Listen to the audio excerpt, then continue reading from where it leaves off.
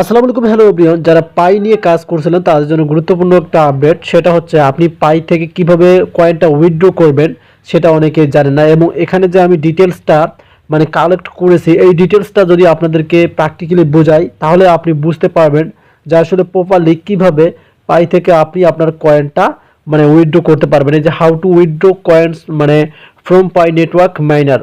So এটা কিন্তু খুবই গুরুত্বপূর্ণ। এবং উইথড্রয়াল এখানে দেখতে পাচ্ছেন ডেডলাইনও কিন্তু দেওয়া আছে এখান থেকে।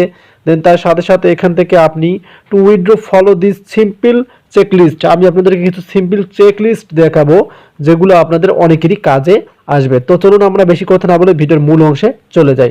সো রাইট নাও আমি ট্রান্সলেট অ্যাপে চলে আসলাম।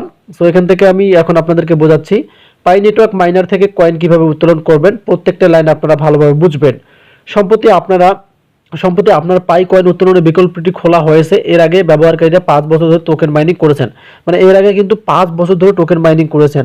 উত্তোলনের শেষ তারিখ তারা দিয়েছে দেখেন 14 মার্চ 2025 পর্যন্ত খোলা। এরপরে উত্তোলন কিছু সময়ের জন্য বন্ধ থাকবে।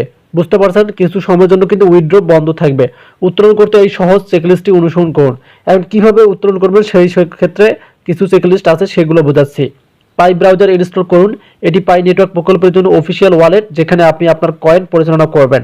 বুঝতে পারছেন কি বলা হয়েছে? পাই ব্রাউজার ইনস্টল করতে বলছে প্রথম ধাপে। একটি ওয়ালেট তৈরি করুন। পাই ব্রাউজার অ্যাপের মধ্যে আপনার ওয়ালেট সেট আপ করুন। একটি ওয়ালেট তৈরি করতে হবে এবং এখান থেকে পাই ব্রাউজার অ্যাপের মধ্যে আপনার ওয়ালেট সেট আপ করুন।